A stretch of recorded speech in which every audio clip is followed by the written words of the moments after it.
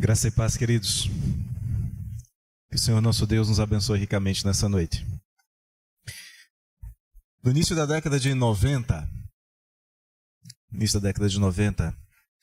na região do Vale do São Francisco, aconteceu um fenômeno impressionante. No decorrer de cerca de 5 anos, em um grupo de cristãos presbiterianos de aproximadamente 400 pessoas, era mais ou menos o número de membros das igrejas que formavam o nosso presbitério, aquela região experimentou um avivamento como eu nunca tinha visto acontecer. Adolescentes, jovens e adultos envolvidos de uma maneira tal com o trabalho do Senhor, a ponto de, em 5 anos, 16 jovens terem se despertado para o ministério. 16 jovens deixaram seu trabalho, a sua família e se dirigiram para institutos e seminários. Homens, 16 pastores. Neste mesmo período, 8 jovens, 8 mulheres, também deixaram tudo, foram para os institutos. Algumas se casaram com pastores, outras se tornaram missionárias. Algumas estão hoje aqui em Brasília. Daquela turma, daqueles 24 no total, pelo menos 4 estão aqui hoje em Brasília. Aquele avivamento gerou algo que, para mim, é uma das principais características do avivamento, do verdadeiro avivamento: fervor evangelístico, vontade de anunciar o evangelho. Eu sou fruto desse trabalho. Em um determinado momento, está fazendo 29 anos, fez 29 anos agora no mês de julho, há poucas semanas. Estávamos fazendo um trabalho evangelístico num lugar chamado Coragina. É um povoadozinho, um micropovoado entre as cidades de Santa Maria da Vitória e Correntina. E ali nós, que havíamos sido treinados pela missionária Luzinete Caraíba, nós resolvemos então sair de casa em casa, batendo de porta em porta. Nós não queríamos que nenhuma casa daquele povoado e das redondezas, num raio de 5 quilômetros pelo menos, nenhuma casa ficasse sem ouvir a mensagem do evangelho. E formávamos duplas, geralmente uma pessoa mais experiente com outra mais jovem. E eu fui acompanhado por uma adolescente, uma pré-adolescente, à época devia ter uns 12, 13 anos. E saímos então para bater as portas de alguma casa. Em uma das casas que nós batemos, nos receberam relativamente bem, e eu entendo que nos receberam bem porque a minha família tinha uma fazenda ali próximo, então éramos conhecidos, nos receberam bem, pediram para entrar, entramos e começamos a conversar, e começamos a falar do evangelho, do pecado, da graça. E ao fazermos isso,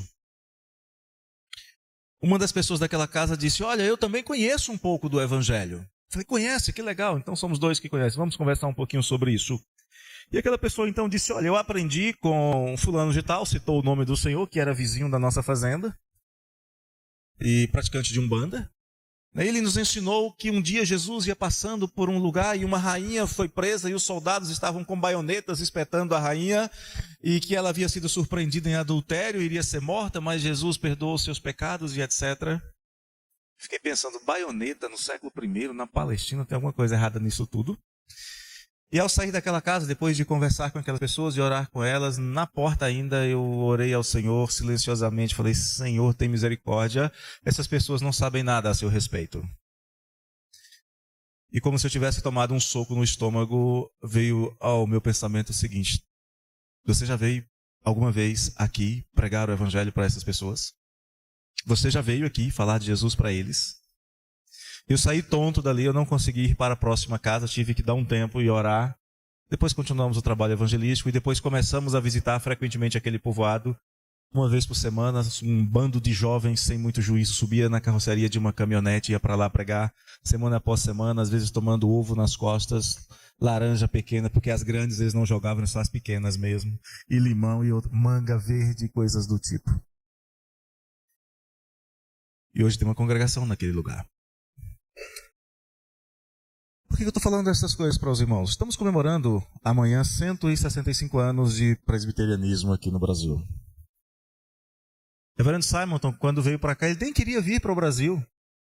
Primeiro o primeiro curso que ele fez não foi direito, foi pedagogia. Ele queria ser professor e foi convidado para ser diretor de uma escola. Mas no fervor missionário que acontecia nos Estados Unidos naquela época, ele disse, não, eu quero ser pregador do Evangelho. E se candidatou para vir para a América do Sul. Mas não queria vir para o Brasil, queria vir para o Chile. Mas por algumas razões que só Deus para explicar, ele veio parar no Rio de Janeiro. E começou a evangelizar, começou o trabalho de evangelização. Em menos de 10 anos nós já tínhamos 4 igrejas, já tínhamos um seminário, já tínhamos um jornal funcionando aqui no Brasil. Eu quero falar sobre o movimento missionário, mas eu quero voltar um pouco no tempo, antes da Coragina de 29 anos atrás, ou antes do Rio de Janeiro de 165 anos atrás. Eu quero falar sobre um movimento missionário improvável, acontecido no século I, ali por volta do ano 33. Abra sua Bíblia, por favor, em Atos capítulo 8. Leremos os versos de 1 até o verso 8. Atos, capítulo 8, versos 1 a 8. Atos, capítulo 8, verso 1 a 8. E Saulo consentia na sua morte. Naquele dia levantou-se grande perseguição contra a igreja em Jerusalém, e todos, exceto os apóstolos, foram dispersos pelas regiões da Judeia e Samaria.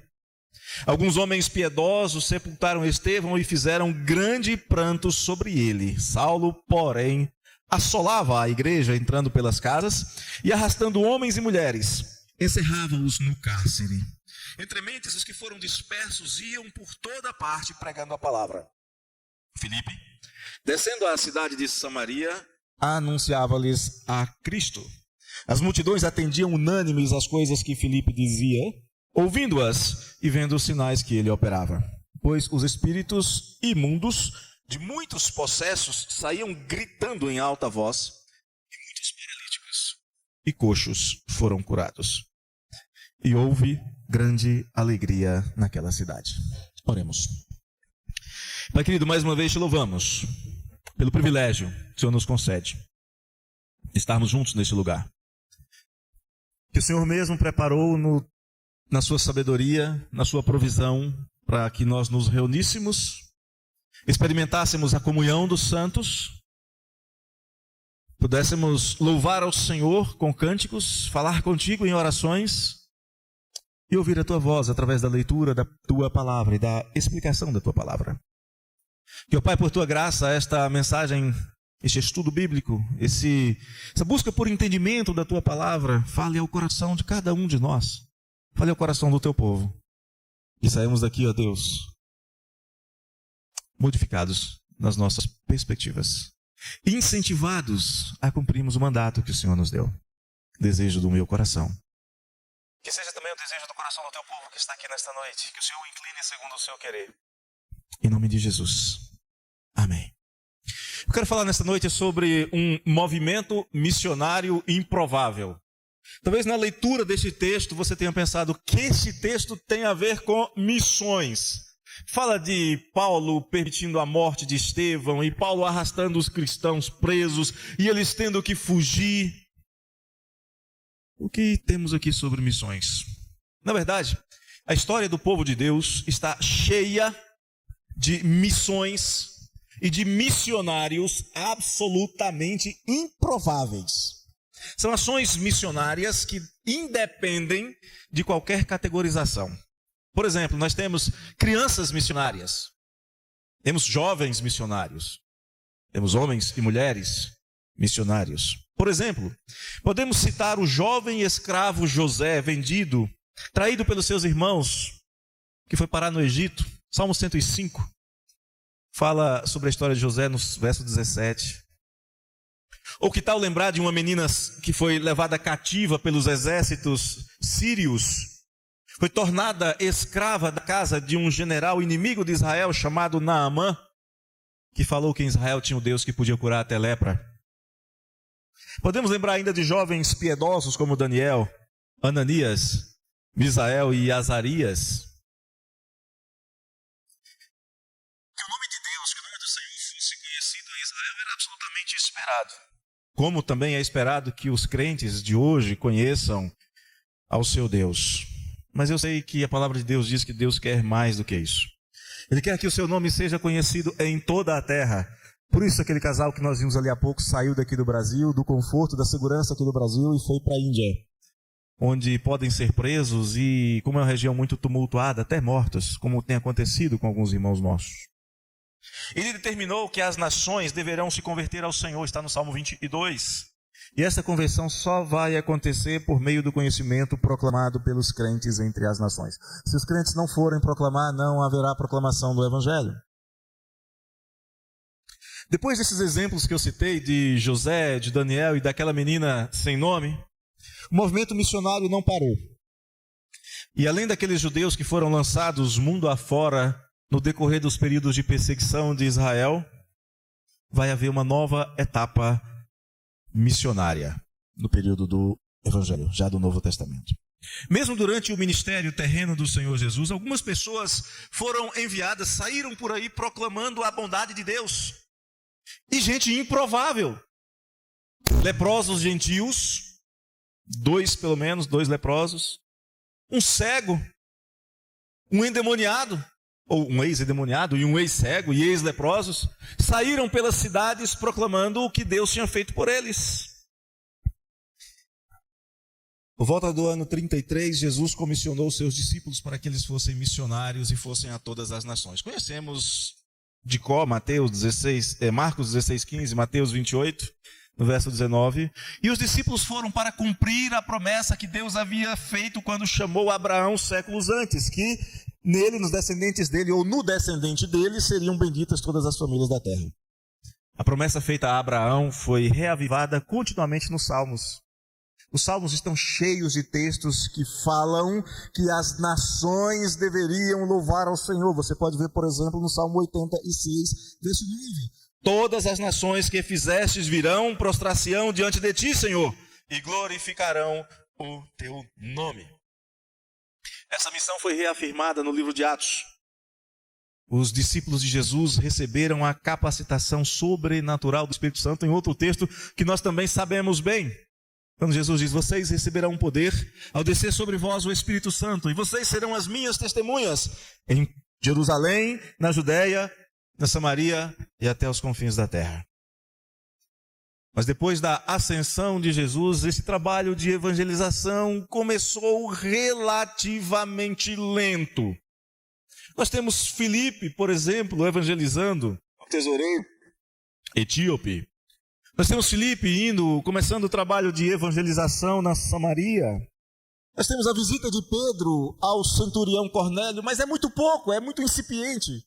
Parece que a igreja gostou da ideia de ser uma comunidade de 5.000, de 8.000 em Jerusalém, e vendo que dia a dia o Senhor ia acrescentando os que iam sendo salvos, parece que estava bom para eles ali.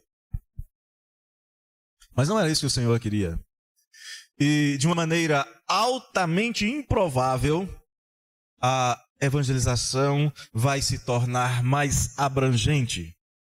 E é sobre isso que nós vamos falar agora. Se você olhar para o texto de Atos, você vai ver que a motivação da igreja para missões é que parece aí no texto, impensável. Eu entendo, não tenho a menor dúvida, teologicamente, de que a motivação da igreja para fazer missões é a obediência ao Senhor. Nós conhecemos de cor, já citei aqui Marcos 16, Atos 1:8, Mateus 28. Mas após a ascensão de Jesus, a igreja estava expandindo o seu alcance paulatinamente. Mas a ordem de Jesus era clara. Os crentes deveriam, por onde quer que fossem, ir anunciando por todo mundo o evangelho a toda criatura.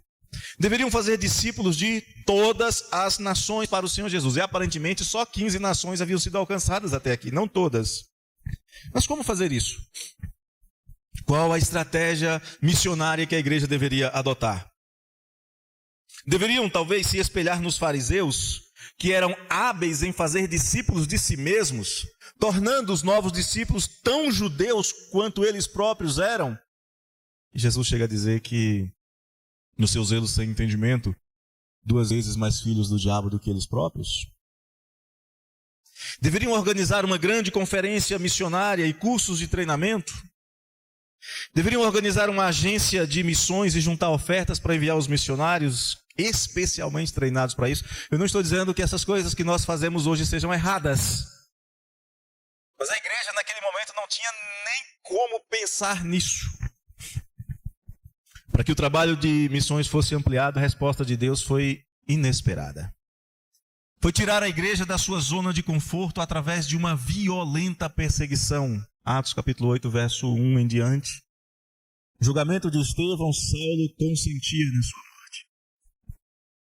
Naquele dia levantou-se grande perseguição contra a igreja em Jerusalém e todos, curiosamente, menos os apóstolos, foram dispersos pela região da Judéia e pela Samaria.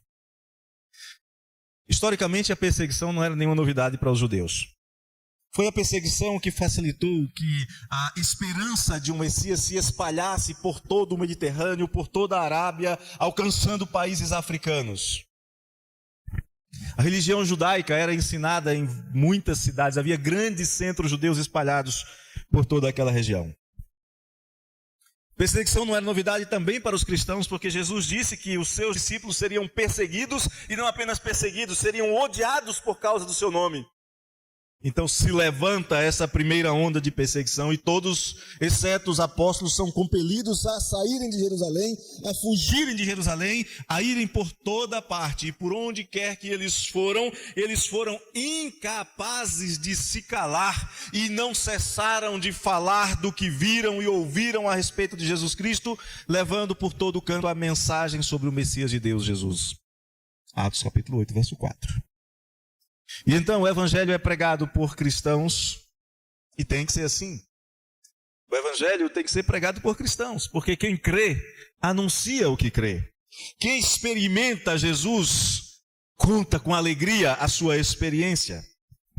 Não havia aqui qualquer expectativa que os cristãos fossem fazer exposições teológicas sobre a sua fé. Não. E também não esperamos que os cristãos dos dias de hoje saiam fazendo exposições teológicas. Não é isso. Esperamos apenas que os cristãos digam o que Jesus fez por eles. O que Jesus fez por você. O que Jesus fez em sua vida, isto é suficiente. O resto, transformação, pessoa saltar de alegria ou cair no choro, isso é com o Espírito, isso é com Deus. Mas há um outro aspecto interessante aqui. Nós temos aqui um bando de missionários improváveis, totalmente inesperados. Seria absolutamente normal que a igreja cristã esperasse que os apóstolos fossem os responsáveis pela evangelização de Jerusalém. Os apóstolos deveriam evangelizar a Judéia, Samaria. Eles deveriam atingir os confins da terra. Afinal, eles eram os apóstolos, e a palavra apóstolo significa justamente enviado. O próprio Senhor os convocou para estarem com Ele, e depois de estarem com Ele um tempo, os enviar a pregar. Está em Marcos 3:14. O Senhor falou diretamente com eles em Atos 1:8, que eles receberiam poder, que eles seriam revestidos do poder do Espírito Santo para pregar o Evangelho. Então era natural esperar que os 12 fizessem o trabalho. E eles próprios, quando surge a primeira situação administrativa da igreja, eles dizem: diáconos vão resolver esse problema, nós vamos dedicar a oração e a palavra. Então era bastante provável que a igreja esperasse que eles fizessem isso. Talvez a expectativa de número de missionários se ampliasse um pouquinho mais, porque Lucas diz que uma multidão visto Jesus após a sua ressurreição. Paulo vai dizer na primeira carta aos Coríntios que pelo menos 500 pessoas viram Jesus ressurreto. Olha, nós já temos agora um grupo de missionários composto de pelo menos 500 testemunhas oculares. Não são mais 12, são 500. Colocando aí alguns outros que não estiveram ali nos momentos da ascensão de Jesus, vamos pensar em torno de 600 missionários. Além dos apóstolos, das testemunhas, quem sabe aí um reforço vindo lá de Gadara, um ex-endemoniado, mais um reforço de alguns samaritanos, de alguns ex-cegos, de alguns ex-paralíticos, talvez de um soldado romano que assistiu à crucificação de Jesus, disse: esse era mesmo filho de Deus. Reforços missionários. Talvez até houvesse naqueles dias pessoas que estavam achando que faziam um excelente trabalho com conversões em Jerusalém, na Judéia, e já estavam atingindo Samaria. E havia convertidos, Atos 2 diz convertidos que eram originários de cerca de 15 nações. Olha, a igreja está começando, já atingiu 15 nações. Que trabalho extraordinário. Mas o plano de Deus não era que apenas pastores, anciãos e diáconos tivessem exclusividade no trabalho de anunciar o Senhor Jesus. O mandato do Senhor é para todos os crentes. É para todos os crentes, assim como era para aquela pequena menina lá na Síria, assim como era para José no Egito, assim como era para Daniel, Sadraque, Mesaque e Abednego. O plano de Deus é o mesmo. Porque Deus é o mesmo, ontem, hoje e eternamente. Eu desafio você a encontrar a sua Bíblia falando de propósitos de Deus. É sempre no singular. Deus tem um propósito, um só. No passado, os judeus formaram uma nação sacerdotal. Eles espalharam o conhecimento do nome do Senhor por todo o Mediterrâneo, Arábia e África. Quando Deus estabeleceu a sua igreja, Ele também fez da sua igreja uma nação sacerdotal. Se você duvida disso, abra sua Bíblia em 1 de Pedro 2,9, que diz o seguinte: vós, porém, sois raça eleita, sacerdócio real, nação santa, povo de propriedade exclusiva de Deus, a fim de proclamardes as virtudes daquele que vos chamou das trevas para a sua maravilhosa luz. Cada cristão foi comissionado para espalhar o conhecimento do nome do Senhor por toda a terra, até os confins da terra. Cada cristão que se considera parte desta raça eleita, cada cristão que se considera ser parte do povo de Deus, é um agente missionário chamado para anunciar as grandezas do reino de Deus. Ser parte do povo de Deus não pode ser separado da missão de contar o que Deus tem feito na sua vida. Uma coisa é inseparável da outra. E quais são os resultados? Se a motivação imediata foi improvável, até indesejável, se os missionários eram improváveis, quais são os resultados? Os resultados são abençoadores. Lucas conta os resultados da evangelização que ocorreu em decorrência da dispersão da igreja. Filipe, por exemplo, desceu a Samaria e começou a anunciar a Cristo aqueles que antes eram evitados, os tão odiados samaritanos que eram considerados impuros. E a palavra chegou a eles e houve conversões numerosas. Ali em Samaria, os judeus evitavam até passarem em seu território. Ali em Samaria as multidões atendiam às coisas que Filipe dizia, ouviam a sua mensagem, viam os sinais que Deus fazia por intermédio dele. Pessoas eram libertas de demônios, doentes eram curados e havia grande alegria. Tudo isso vai ser resumido por Paulo lá no capítulo 26 do livro de Atos, quando ele diz que ao ouvirem o evangelho as pessoas se arrependiam dos seus pecados, se convertiam a Deus, passavam a viver de maneira digna. Quando eu leio esse texto sobre a evangelização de Samaria, eu vejo uma lista crescente de realizações a respeito dos sinais que aconteciam nos dias da igreja primitiva. E o ponto culminante da história é, se você olhar no verso 8, é destacado. E houve grande alegria naquela cidade. Não está destacado à toa. Poderia ser uma lista cheia de e também, e também, e também, como é próprio dos escritores do Novo Testamento. Mas não, é destacado. O ponto culminante não era que os demônios eram expulsos, não é que as pessoas eram curadas. Porque você já imaginou se os demônios fossem expulsos, se as pessoas fossem curadas e não houvesse conversão e nem alegria e todo mundo ficasse triste e condenado ao inferno? O ponto culminante é, e havia grande alegria por causa do evangelho. Eu sei que há uma discussão sobre quem opera sinais, quem não opera. Não quero discutir esse assunto agora. Não quero discutir quem os fazia e qual era o propósito do Novo Testamento. Mas eu quero falar sobre o propósito do evangelho, da missão da igreja de adorar ao Senhor e anunciar a Cristo. É levar o homem ao conhecimento do Senhor e Salvador. E assim ele vai experimentar grande alegria. O Salmo 16 vai dizer que ele vai experimentar plenitude de alegria e delícias perpétuas na presença do Senhor. De novo, preciso dizer que a missão da igreja é adorar a Deus. Enquanto ela adora a Deus, ela anuncia a salvação em Jesus Cristo para que outras pessoas sejam salvas e juntem-se à igreja na adoração ao Senhor, como tem acontecido há 2000 anos. O evangelista, o cristão que se propõe a evangelizar, deve ter um só propósito na evangelização: levar o pecador a conhecer o seu Senhor e Salvador Jesus Cristo.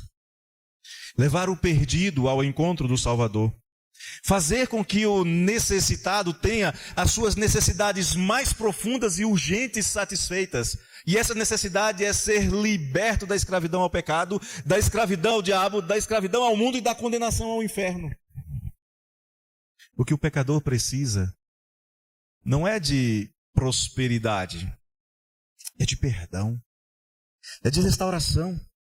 É de vida nova, e não há vida nova, não há restauração, não há perdão, não há esperança, a não ser unicamente em Jesus Cristo. Isso está escrito em Atos, no capítulo 4, verso 12. Podem ir atrás de quem quer que seja, homem ou mulher, mas a Bíblia diz que não há salvação em nenhum outro, porque abaixo do céu não existe nenhum outro nome dado entre os homens pelo qual importa que sejamos salvos, somente o Senhor Jesus. O pecador precisa voltar à comunhão com Deus, comunhão perdida lá no Éden. E só há comunhão com Deus por meio de Jesus Cristo. Ele afirma claramente, ninguém vem ao Pai a não ser por mim. E onde é que nós nos encaixamos nisso tudo? Ninguém acreditava, 30 anos atrás, que 24 missionários saíssem de um grupo de 400 pessoas. Faça as estatísticas. Isso é absolutamente improvável. Mais de 5% de uma igreja, de um grupo de igrejas, sai para o campo missionário em um período de 5 anos. Não há estatística semelhante a essa. Exceto aqui em Atos, que todo mundo teve que ir, porque o Senhor mandou que fosse. O que cada cristão tem que fazer é anunciar o que Jesus fez. É anunciar o que ele pode fazer por todos os que confiem nele. Eu quero caminhar para a conclusão dizendo o seguinte: eu acredito de todo o meu coração que todo cristão genuíno quer que outras pessoas conheçam a Jesus. Pastor, não estou muito preocupado com isso não, então faça um balanço da sua fé, deve ter algum problema. Mas todo cristão genuíno quer que outras pessoas conheçam a Jesus. Eu acredito que todo cristão genuíno quer que os pecadores sejam salvos. Eu acredito que todo cristão genuíno quer que os rebeldes contra Deus se tornem seus filhos e verdadeiros adoradores. É nisso que eu acredito. Mas há uma pergunta a ser feita. O que os cristãos estão fazendo para atingirem estes alvos? Como? E até que ponto os cristãos estão se esforçando na missão que lhe foi dada pelo seu Senhor e Salvador de anunciar a salvação em Jesus Cristo? Quantos estão realmente constrangidos pelo amor de Cristo para anunciar a salvação para aqueles que estão mortos em seus delitos e pecados? Paulo diz, ai de mim se anunciar o evangelho, porque o amor de Cristo me constrange, me impulsiona. Não posso fazer outra coisa.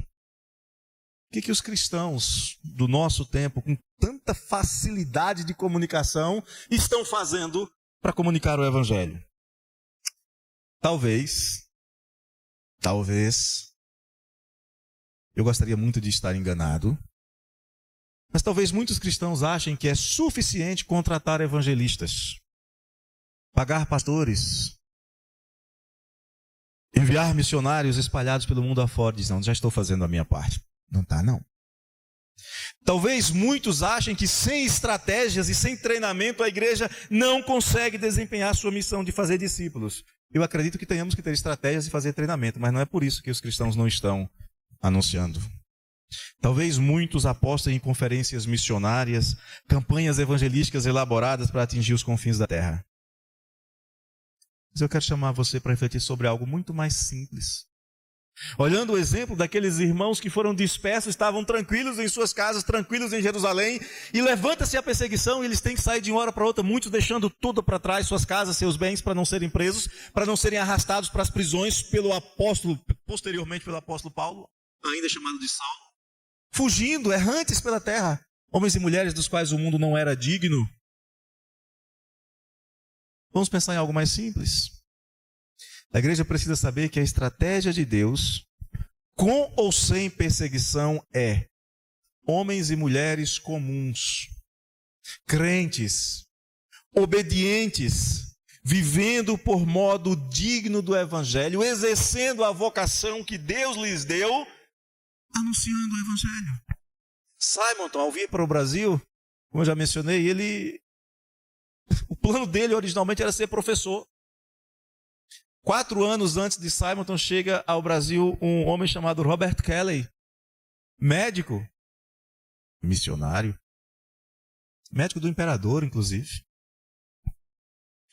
Talvez alguém aqui presente tenha sido conduzido ao evangelho por um amigo, por um parente.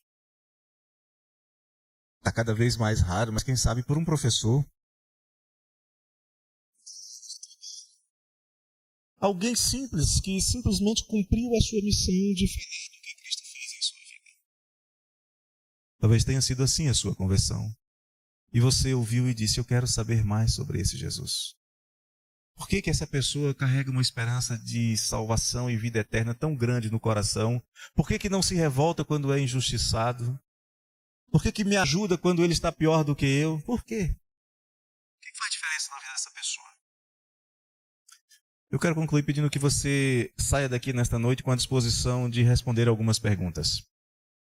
E talvez esse seja o melhor treinamento evangelístico para você. Talvez depois disso você se sinta capacitado a falar para o seu vizinho do amor de Jesus. Chegue em sua casa. Ache lá um pedaço de papel em algum lugar.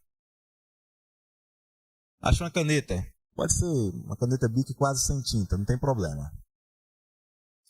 E se pergunte o seguinte: o que Deus fez em mim quando eu fui convertido? Responda, anote, escreva. O que Deus fez em você quando você se converteu? Você sabe. Eu não sei, eu não conheço a sua história. Conheço a minha. Mas você sabe. Faça uma mini redação. O que Deus fez em mim quando eu me converti?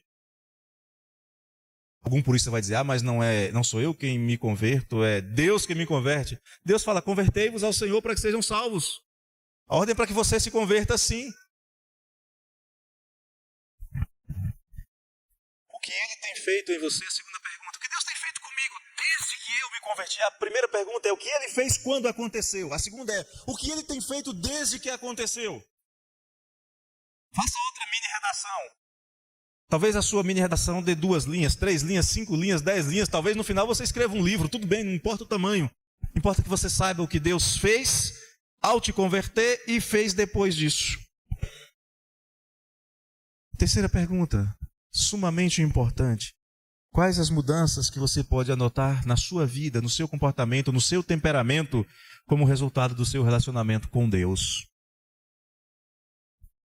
Pastor, não vou lembrar dessas perguntas não. Entra no canal da igreja lá no YouTube e assiste a pregação que você lembra. Vai estar lá registrado, não tem problema.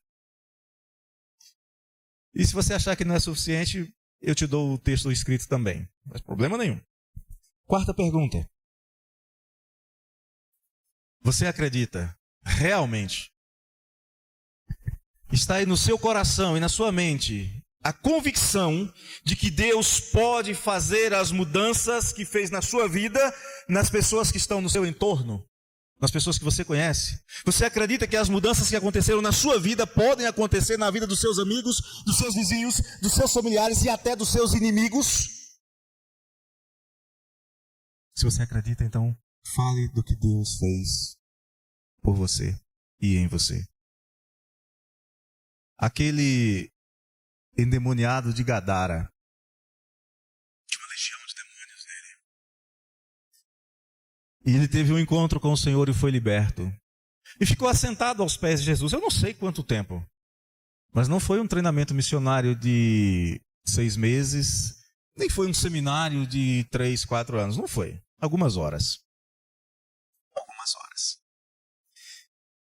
E depois, quando Jesus resolve voltar para a Judéia, deixando lá em Gadara, ele queria ir com Jesus. E está certo, é bom estar com Jesus, é ótimo. Aí Jesus fala assim: não, você tem uma missão. Volta. Vai aos teus e diz o que Deus tem feito por ti. E é interessante que Jesus manda ele ir para a casa dele, para a cidade dele, para os familiares dele. Sabe o que ele faz? Ele diz assim: essa história é boa demais, essa notícia é boa demais. É uma notícia maravilhosa demais para eu contar só para minha família. É uma notícia maravilhosa demais para eu contar só para quem mora na minha cidade. Ah, não. E ele então sai por toda a Decápolis. 10 cidades são evangelizadas por este ex-endemoniado. Sabe qual era a mensagem que ele dizia? Eu encontrei o Messias que me libertou do poder do diabo e do império das trevas, e agora estou aqui para contar as virtudes daquele que me tirou das trevas para a sua maravilhosa luz. Basta isso. Como assim? Explique melhor. Ele podia falar, olha, eu era um endemoniado.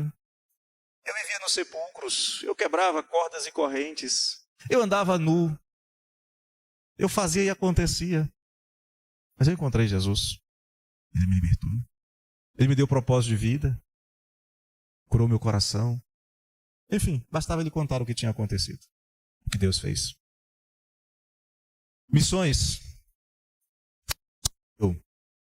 A igreja em Atos 8, simplesmente porque eles foram por toda parte falando do que Jesus tinha feito.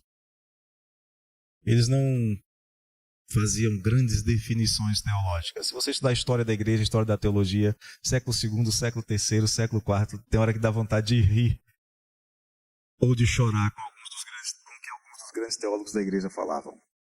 Mas eles anunciavam Jesus como Senhor e Salvador. Aqueles homens e mulheres que foram dispersos anunciavam Jesus como seu Senhor e Salvador. E o Senhor disse para mim e para você, vai. Por onde quer que você for, vai e anuncia o Evangelho. Em todo lugar, por todo o mundo, anuncia o Evangelho da salvação em Cristo Jesus. Chega em casa, relembre as 4 perguntas. Aceita o desafio, vai. Aceita o desafio, relembre as 4 perguntas. Responda as 4 perguntas. Depois saia dizendo para as pessoas o que você escreveu nessas 4 perguntas. Já é um bom começo. Gostaria muito que você entendesse que o chamado para ser missionário não é só para aquele casal de quem nós tivemos testemunho hoje e nem outros que teremos nos próximos dias. É para todo aquele que crê no Senhor Jesus. Para todo aquele que ama o Senhor Jesus, que acredita que Jesus pode livrar pecadores do inferno. Para você. Se você é crente, é para você. Quero convidar você a se colocar de pé para que nós oremos. E após a oração nós vamos entoar o hino de número 312, se não me falha a memória.